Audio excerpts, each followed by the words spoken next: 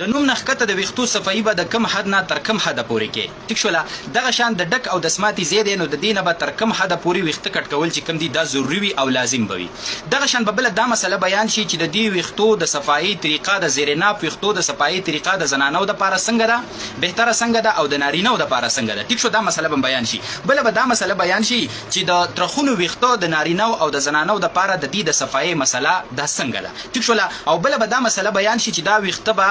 تر څو ورځې بعد به د دې ویختو صفایي دا بکې او تر څو ورځو پورې چې ورسي نو دا به ګناه ده او ناروا دي او په دې کې د انسان منظم چې کم دی هغه مکروه دی دا مسله به بیان شي د دې نه علاوه به دا مسله بیان شي چې دغه ویختو نه علاوه د نور بدن ویختو د لاسونو د خپو د ملا د سینې دا ویختو صفا کول د نارینهو د پاره او د زنانو د پاره دا څنګه دي دا څو ضروري مسلې په دې نه کلیپ کې تاسو سره بیان شي ګوره اول مسله دا چې د نوم نخکته ویخته د کم حد نه کم حد پورې صفا کول دي نو ګوره کله چې دا انسان د خپو په سر باندې کینی کنه نو د دې نوم نه لاندې یو موړه جوړ شي د غوخي یو موړه په دې خېټه کې جوړ شي د دقه موړې نخکته تر اندامه مخصوصه پورې چاپیره دا ځای صفا کول د ویختو دا چې کم دی ضروری دي او د ورانانو هغه حصہ چې کم ته د نجاست لګیدو د پلیتۍ لګیدو خطر وي نو د ورانانو هغه حصہ صفا کول سدي دا ضروری دي دغه شان د سړی د پاره د خصوصیتونو نه یعنی چې انډه ورته وي دغه نه ویخته صفا کول دا ضروری دي او دغه شان خکته چې بیا لاړ شي نو د دک او د سماتي چې کم زیاده نو د اغه نه چاپیره چې هغه ویخته چې اغه ته ګندګي لګي نو هغه ویخته صفا کول دا ضروری دي ټیک شولا ک انسان او د سماتي نو اغه ته ګندګي لګي هغه ویختو ته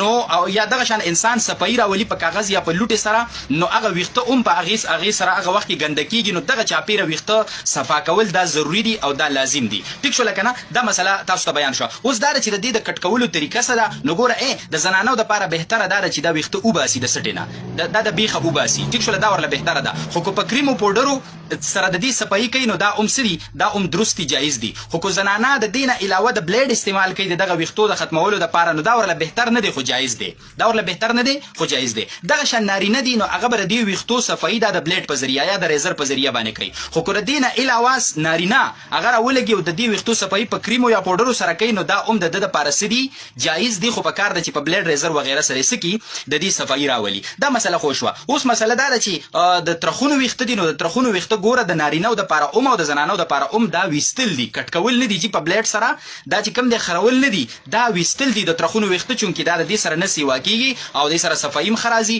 نو لہذا نو دینه علاوه که په کریم پودرو سره لړکل نو ټیک دا خو د نارینه دي او که زنانه دي نو د دوانو د پاره دا ویخته چې کم دي دا ویستل دا بهتر طریقه ده اوس راشه د دې ورځ او خاینه ګوره هر هفته د دې ویختو صفایي چې کم ده نو دا مستحب عمل دی به د جمعې په ورځ باندې بهتره او افضل ده دغه شان 15 ورځې پورې خو زیات نه زیات چې کم دي 40 دین ته چې دا اورسینو دینه پس به دا مکروه هي ګوره مکروه تحریمی به او دا انسان به سخت